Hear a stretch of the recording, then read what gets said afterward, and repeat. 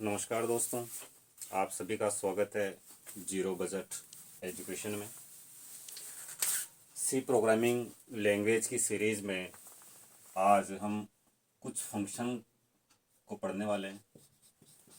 क्या पढ़ने वाले हैं दोस्तों? आज फंक्शन। कौन सा फंक्शन पढ़ेंगे आज? सबसे पहले आज हम पढ़ने वाले हैं प्रिंटफ। दोस्तों आज हम प्रिंटफ फंक्शन पढ़ने वाले हैं।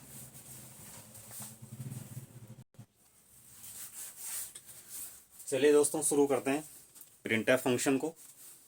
देखिए, सबसे पहले मैं आपको बता दूं कि फंक्शन क्या है।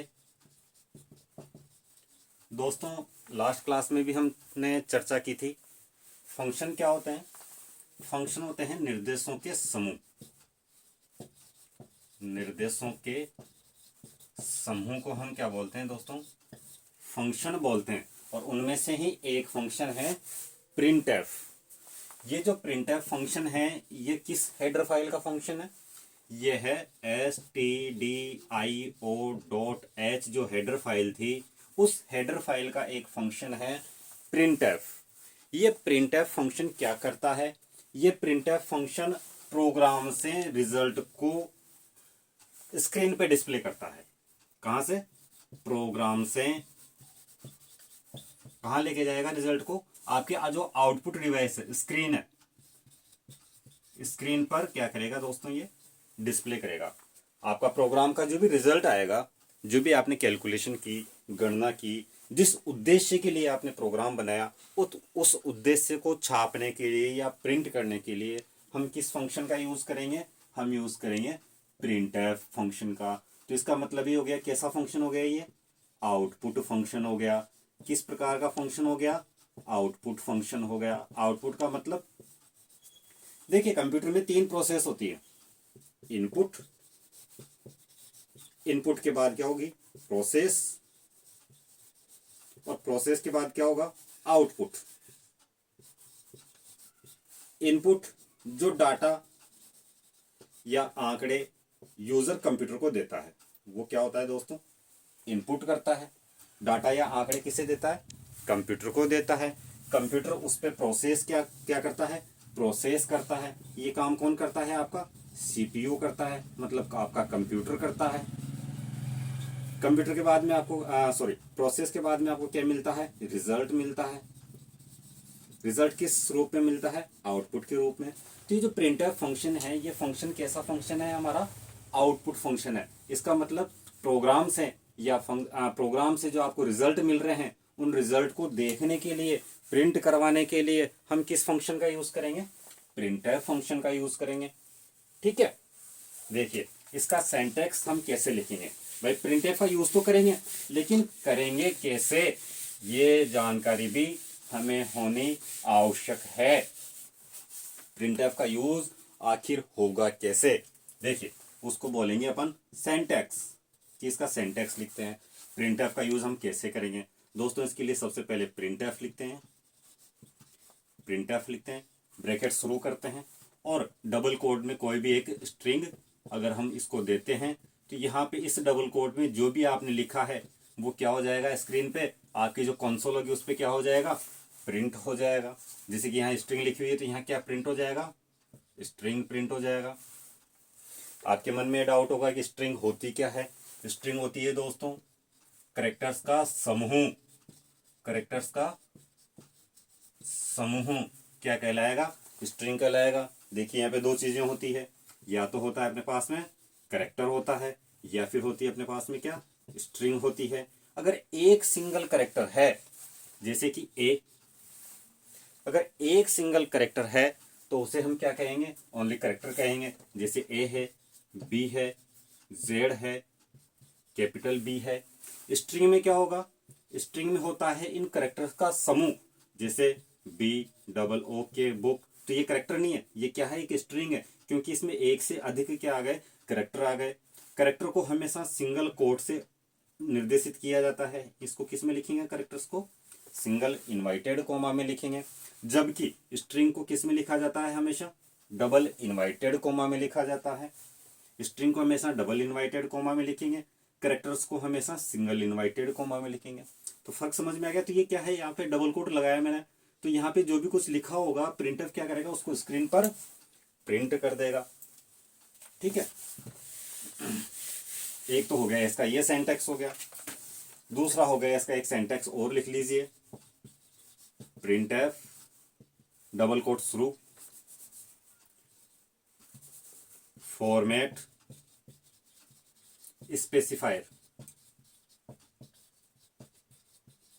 डबल कोट बंद, और फिर लिखेंगे यहां पे लिस्ट ऑफ वेरिएबल्स। अब देखिए, अब आप सोच रहे होंगे कि ये दो नई चीजें फिर हमने सामने आ गई, एक तो क्या फॉर्मेट स्पेसिफायर आ गया और एक क्या आ गई लिस्ट ऑफ वेरिएबल आ गया। अब आप सोच रहे होंगे कि वेरिएबल क्या होते हैं, स्पेसिफायर क्या होते हैं। दोस्तों इनके बारे में भी हम अगली क्लासों में डिटेल चर्चा करेंगे।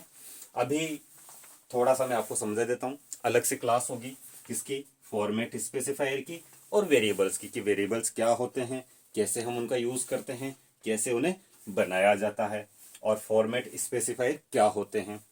ठीक है, अभी आप इसकी थोड़ी सी मैं आपको जानकारी दे देता हूं। जैसे कि मान लो कि हमें इसके उदाहरण ले लेते हैं हम। ठीक है, आपको अभी उलझना नहीं है इसमें, फॉर्मेट स्पेसिफायर में और वेरिएबल में उलझना नहीं है आपको भी। अभी अगली क्लासों में जो अपने अगले वीडियो आएंगे उनमें इन सब की अलग अलग क्लासें होगी, अलग अलग हम आपको स्पेसिफाई कर देंगे। क्योंकि अभी हम प्रिंटफ फंक्शन पढ़ रहे हैं तो हमारा मेन फोकस किस पे होना चाहिए, प्रिंटफ पे होना चाहिए। देखिए अब इसको कैसे यूज करेंगे, उदाहरण देखते हैं इसके। मैंने लिखा प्रिंट एफ, एक बात ध्यान रखें दोस्तों, ये स्मॉल लेटर्स हैं सारे, इनको कैपिटल में नहीं लिखना है। अगर आप इसको कैपिटल में लिख देते हैं, पी को कैपिटल में लिख देते हैं, एफ को कैपिटल में लिख देते हैं, किसी भी एक कैरेक्टर को अगर आप यहाँ कैपिटल कर देते हैं तो वो आपके प्रोग्राम में एक एरर होगी। इसलिए आप एज इट इज लिखें। अगर मैं आपको यहाँ स्क्रीन पे बोर्ड पे स्मॉल लिख रहा हूं तो आप भी स्मॉल लिखें अपने नोट्स में, कैपिटल लिख रहा हूं तो आप भी अपने नोट्स में कैपिटल लिखें। एक एक पॉइंट का, एक एक डॉट का ध्यान रखें, यहाँ तक कि इस कोमा का भी ध्यान रखें। कोमा भी महत्वपूर्ण होता है प्रोग्रामिंग लैंग्वेज में। एक कोमा की वजह से, एक पॉइंट की वजह से, एक डॉट की वजह से भी एरर आती है। ठीक है, ये सेमीकोलन है, ये जहां यूज किए जा रहे हैं, जहां मैं आपको सेमीकोलन लिख रहा हूं वहां पे आप भी सेमीकोलन लगाएं। अगर आप ये सेमीकोलन नहीं लगाएंगे तो आपका जो फंक्शन है वो गलत हो जाएगा। तो प्रत्येक चीज को बारीकी से देखें। स्पेलिंग का इतना कोई रोल नहीं है, क्योंकि अगर हम, ये तो केवल एक सेंटेक्स है। ठीक है, तो हम उदाहरण देख रहे हैं कि जैसे कि डबल कोट शुरू किया मैंने यहां लिखा कंप्यूटर। क्या लिखा दोस्तों, कंप्यूटर, सेमीकोलन से इसको बंद करेंगे। अब आप पूछोगे आपने यहाँ सी बड़ा लिख दिया, तो इससे कोई फर्क नहीं पड़ेगा क्योंकि एक स्ट्रिंग है। स्ट्रिंग में क्या क्या हो सकता है, स्ट्रिंग में ए से लेके जेड तक कैपिटल लेटर्स हो सकते हैं, स्मॉल लेटर्स हो सकते हैं, 0 से लेके 9 तक के नंबर हो सकते हैं, और स्पेशल सिंबल हो सकते हैं। स्पेशल सिंबल जैसे कि आपका स्टार हो गया, हैश हो गया, @ हो गया, कुछ भी स्पेशल सिंबल हो सकते हैं। इन सबको मिला के क्या बनती है, एक स्ट्रिंग बनती है। तो स्ट्रिंग में कुछ भी हो सकता है। अब देखिए इसका रिजल्ट हमें क्या मिलेगा, आपकी जो स्क्रीन होगी उस स्क्रीन पे हमें क्या लिखा हुआ मिलेगा, क्या लिखा हमने यहाँ पे, कंप्यूटर।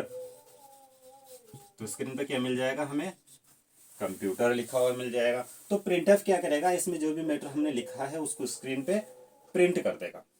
ओके, देखिए नेक्स्ट, ये तो हो गया इसके रिगार्डिंग। इसके रिगार्डिंग हम देखते हैं कि मैंने लिखा प्रिंटफ %d, कोमा लगाया और यहाँ पे लिख दिया 23। अब क्या होगा, अब आप सोच रहे होंगे अब तो बड़ा तगड़ा काम हो गया, कंफ्यूजन हो गया। इसमें कंफ्यूज होने वाली कोई बात नहीं है दोस्तों। देखिए ये वैल्यू किस टाइप की है, एक नंबर है, इसे हम कहेंगे इंटीजर। इंटीजर वैल्यू है ये आपकी, इसे शॉर्ट में हम यहाँ पे कहेंगे इंट। क्या कहेंगे दोस्तों, इंट। ये एक नंबर है, नंबर को क्या कहा जाता है, इंटीजर। तो ये क्या रिप्रेजेंट करता है, %d। %d इस प्रिंटफ को ये बताता है कि यहाँ पे जो प्रिंट होने वाली वैल्यू है वो क्या है, एक इंटीजर वैल्यू है। इसका क्या रोल है? इसका ये रोल है कि यहाँ पे जो वैल्यू प्रिंट होने वाली है वो कैसी वैल्यू है? एक इंटीजर वैल्यू है। तो जैसे ही ये फंक्शन रन होगा, चलेगा आपके प्रोग्राम में, तो स्क्रीन पे क्या प्रिंट करेगा? 23 प्रिंट कर देगा। क्लियर? आगे और देखते हैं हम। मैंने यहाँ पे लिखा प्रिंट एफ %C कोमा लगाया और यहाँ पे लिख दिया B सिंगल इनवाइटेड कोमा में। ये %C क्या बता रहा है दोस्तों? कि ये जो प्रिंट होने वाला जो है वो क्या है? C का मतलब करेक्टर। %C का मतलब करेक्टर। ये किसको रिप्रेजेंट करेगा? %C करेक्टर को। इट मीन्स ये जो प्रिंट होने वाला मैटर है वो क्या है? एक करेक्टर है। ठीक है, यहां तक आप स्क्रीनशॉट ले लीजिए। तो यहाँ पे क्या मिलेगा आपको? B। कैसा B? कैपिटल। तो यहाँ कैपिटल ही आपको स्क्रीन में मिलेगा। ऐसा नहीं कि यहाँ आपने कैपिटल लिखा है तो यहाँ स्मॉल हो जाएगा, ऐसा नहीं होता है। कैपिटल लिखा है तो रिजल्ट भी आपको क्या मिलेगा? कैपिटल मिलेगा। यहाँ तक का आप स्क्रीनशॉट ले लीजिए।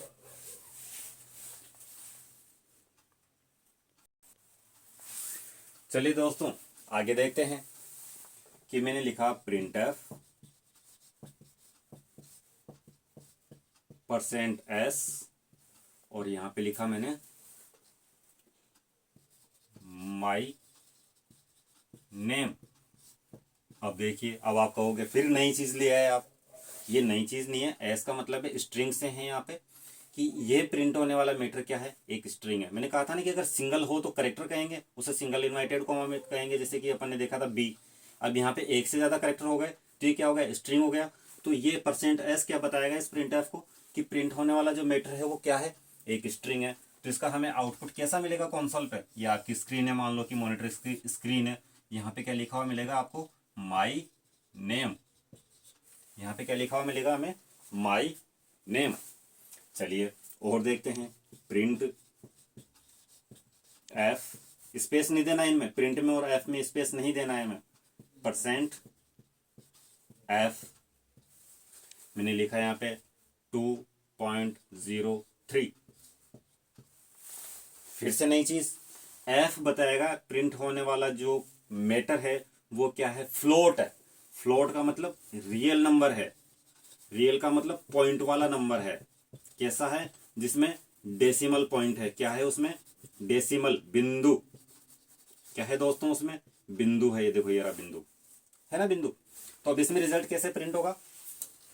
2.03।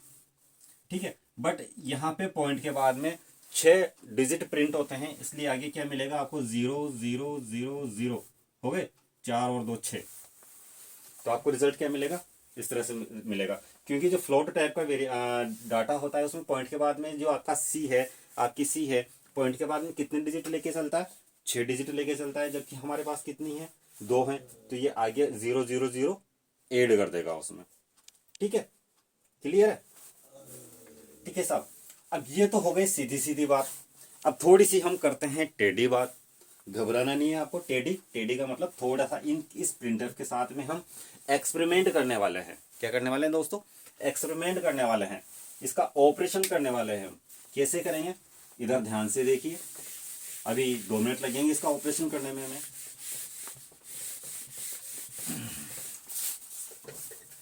देखिए साहब, मैंने लिखा यहाँ पे प्रिंट एफ %S। ठीक है, एस मतलब स्ट्रिंग, और मैंने लिखा कंप्यूटर।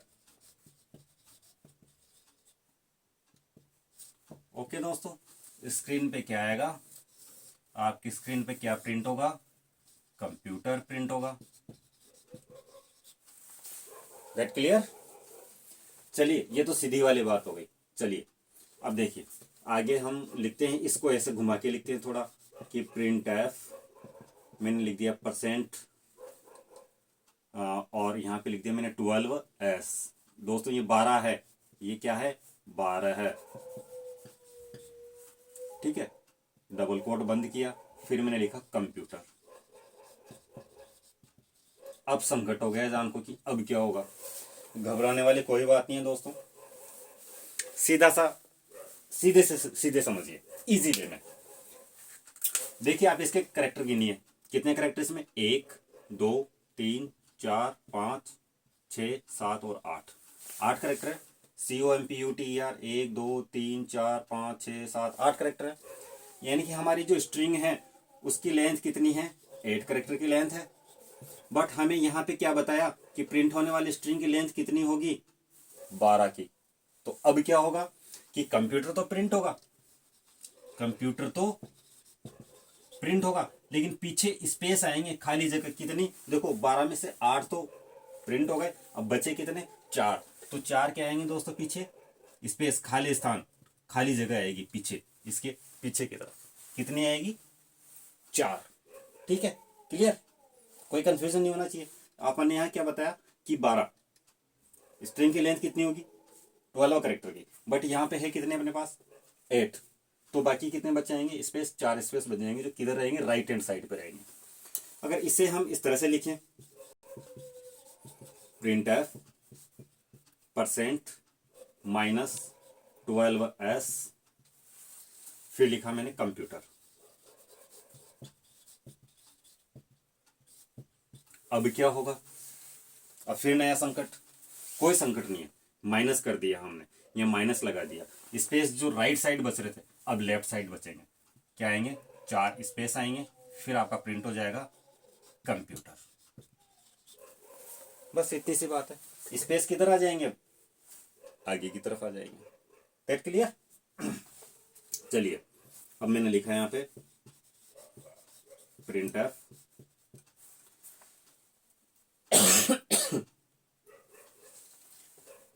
12.5s, क्या लिखा दोस्तों मैंने, 12.5s, और फिर डबल कोट में लिखा, देखो ये लाइनों में आप लिखने में डिस्टर्ब मत होना, कंप्यूटर। आप अपने हैंड रिटन नोट्स बनाएं, जिस तरह से आपको बेटर समझ में आए, जिस तरह से आप बेटर लिख सको अपनी भाषा में, इनको अपनी भाषा में लिखा करो, ताकि जब आप दोबारा से पढ़ो उसे तो आपको इजीली समझ में आए। ठीक है, किसी के बनाए हुए नोट्स आप पढ़ोगे तो वो आपको समझने में थोड़ी प्रॉब्लम करेंगे, समझने में दिक्कत करेंगे। अगर आप अपने हाथ से नोट्स बनाएंगे तो उनको आप इजीली एक सरसरी नज़र से देखते ही सब कुछ क्लियर हो जाएगा। अब देखिए इसका क्या आउटपुट होगा, हमने यहाँ क्या बताया इसे कि स्ट्रिंग की लेंथ कितनी होनी चाहिए, ये क्या है, लेंथ 12 करेक्टर की, लेकिन प्रिंट होंगे कितने, ओनली 5 करेक्टर। तो 12 में से 5 गए तो 7, 7 क्या रहेंगे, स्पेस किधर रहेंगे, राइट हैंड साइड में, सीधी सी बात है। इट मीन्स प्रिंट कितने होंगे, कंप्यूटर 8 है ना, तो केवल प्रिंट क्या होगा, COMPU, हो गए 5। कितने प्रिंट होंगे, केवल 5। कितने स्पेस प्रिंट आएंगे, पीछे कितने स्पेस आएंगे, 7, 1 2 3 4 5 6 और 7, 12 और 5 7 हो गए। That clear. देखिए अगर इसे हम इस तरह से लिखें, प्रिंटफ %-12.5s, और फिर मैंने लिख दिया कंप्यूटर। अब क्या होगा, सीधी सी बात है, यहां माइनस करते ही क्या हुआ था, यहाँ पे माइनस करते ही स्पेस आगे आ गए थे, यहाँ पे माइनस करते ही क्या आएंगे, स्पेस किधर आ जाएंगे, लेफ्ट हैंड साइड में, पहले स्पेस आ जाएंगे 1 2 3 4 5 6 7, फिर क्या प्रिंट हो जाएगा, COMPT, 5 ही होंगे, क्योंकि पॉइंट के बाद में क्या लिखा हमने, 5, 4 लिखते तो 4 करेक्टर प्रिंट होते, 8 स्पेस आ जाते, यहाँ पे 12 की जगह 15 करते तो स्पेस और बढ़ जाते, 7 और 3 10 स्पेस हो जाते। ठीक है, तो ऐसी कोई उलझने वाली बात नहीं है, आप कतई नहीं उलझे, इजी वे में, इजी वे में। फिर भी अगर आपको कोई प्रॉब्लम आए तो आप वीडियो में कमेंट कीजिए, आपकी सारी समस्या का समाधान किया जाएगा। ठीक है दोस्तों, स्क्रीनशॉट ले लीजिए इसका, आगे बढ़ते हैं।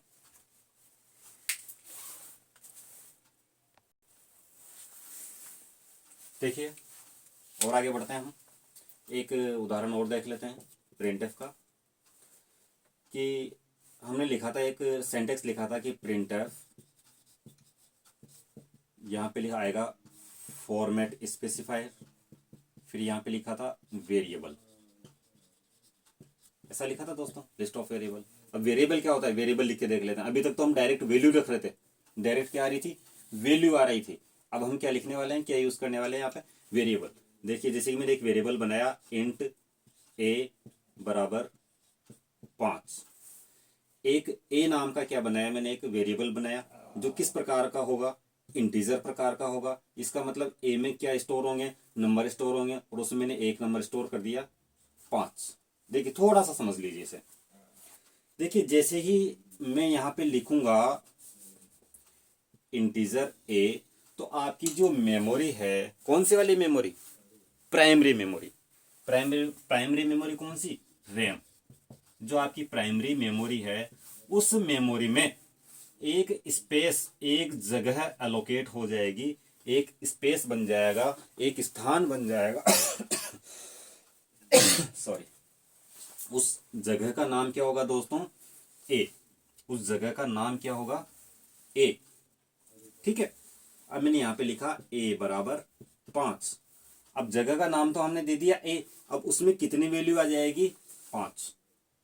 भाई जैसे कि हमने पहले तो ये मकान तो बना दिया, उस मकान का नाम भी दे दिया, लेकिन उस मकान में कौन आया रहने, 5 आया। कैसे डाला हमने, ऐसे। अब हम इस वैल्यू को प्रिंट करना चाहते हैं, तो प्रिंटफ कैसे यूज होगा, मैं आपको ये समझाना चाह रहा हूं। हम सिंपल सा लिखेंगे प्रिंटफ,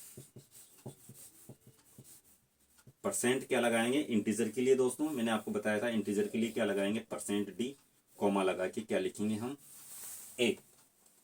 अब ये ए, इसको सिंगल कोट या डबल कोट में बंद नहीं करेंगे, क्योंकि ए क्या है, एक वेरिएबल है, ये करेक्टर नहीं है, ये क्या है, एक वेरिएबल है।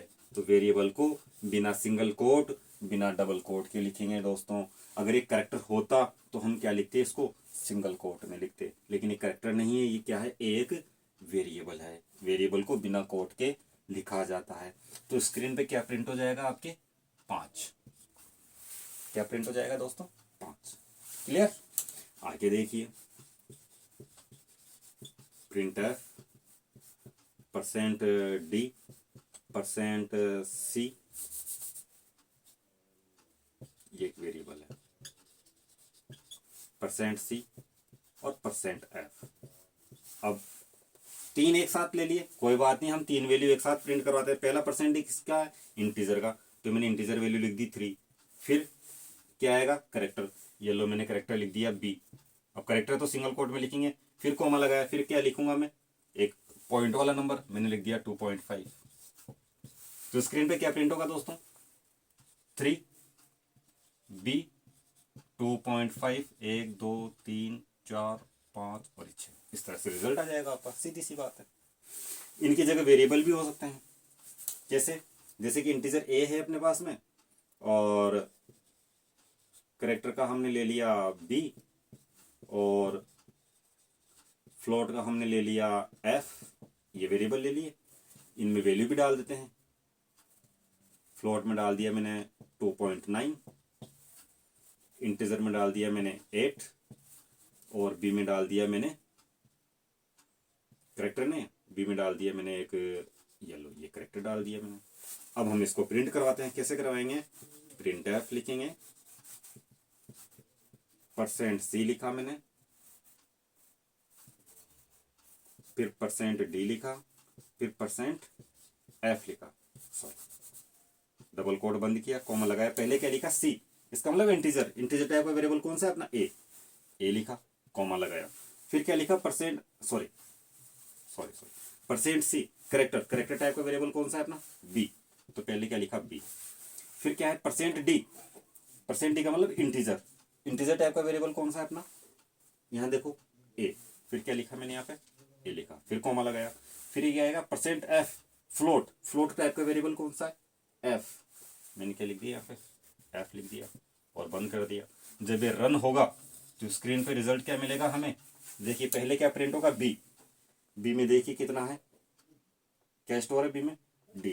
तो सबसे पहले क्या प्रिंट होगा दोस्तों, डी प्रिंट हो जाएगा।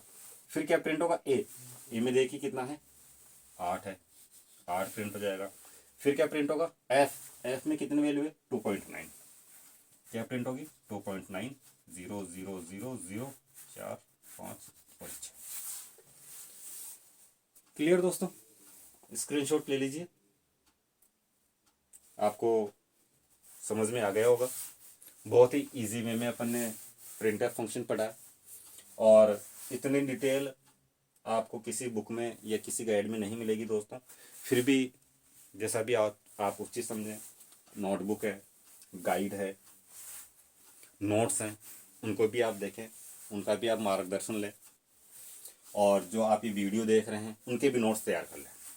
ओके, स्क्रीनशॉट ले लीजिए।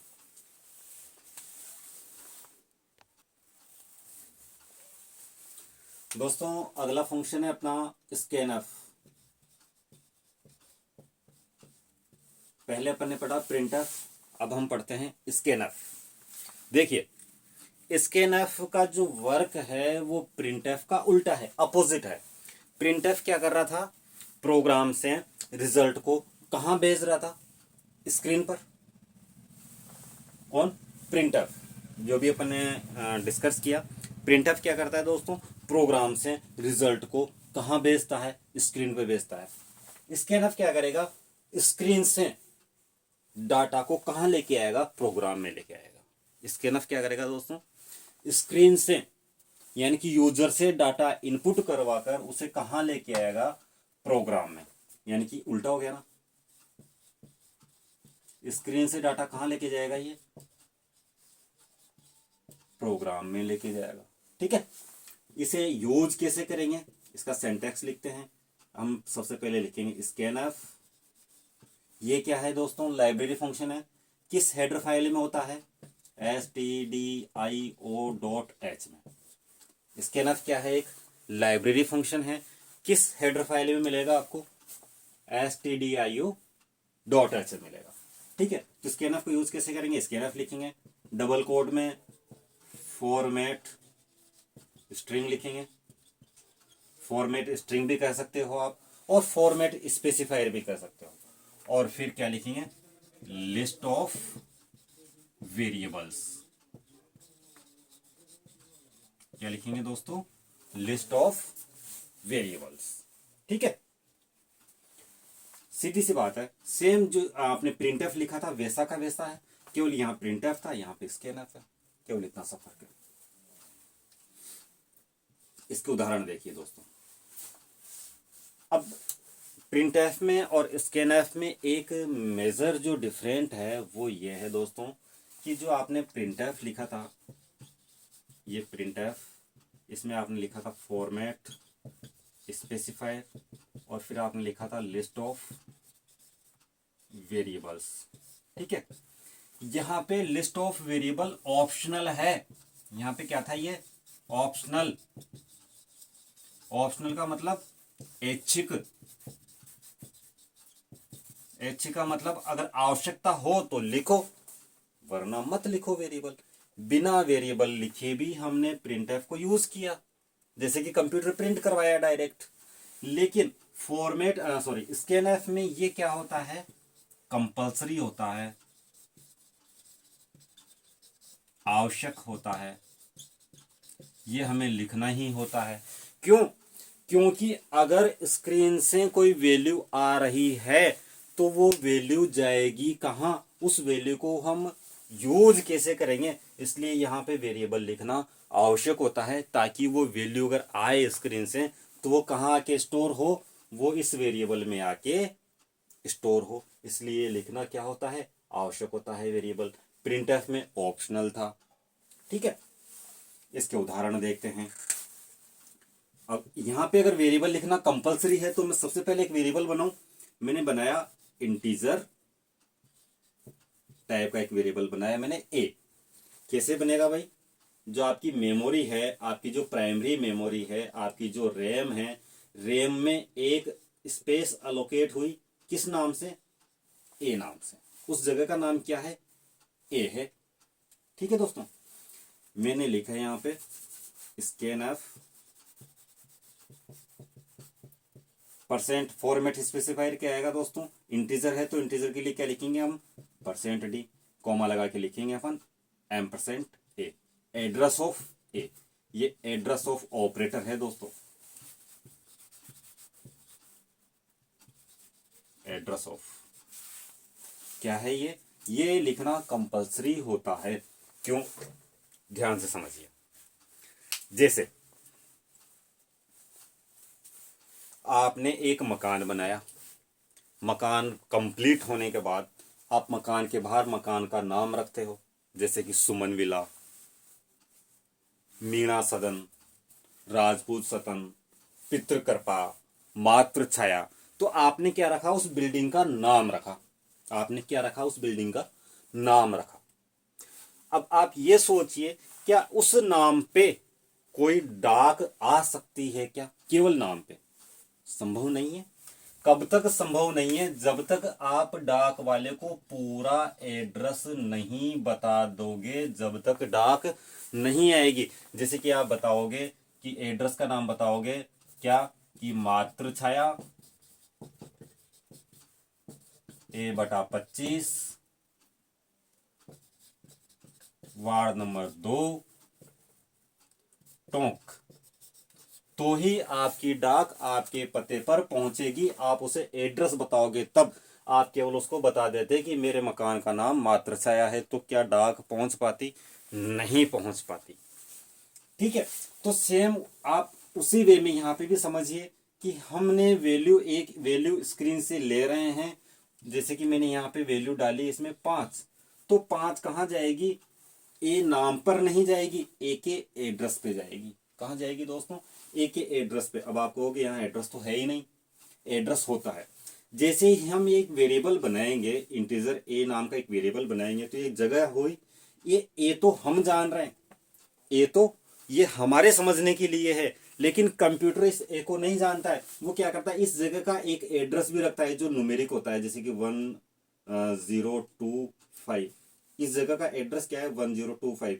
और ये 1025 जो एड्रेस है वो इस पूरे मेमोरी में किसी और जगह का नहीं होगा, ये यूनिक होगा। पूरी मेमोरी में ये एड्रेस किसी और जगह का नहीं होगा। ये क्या होगा दोस्तों? यूनिक होगा। तो कंप्यूटर तो क्या जानेगा? एड्रेस। और हम किस नाम से जानेंगे इसे? ए नाम से। बात वही है, बात तो सेम है कि हमारे लिए तो क्या है, ये ए है, और कंप्यूटर के लिए क्या है, ये 1025 है, इस जगह का नाम।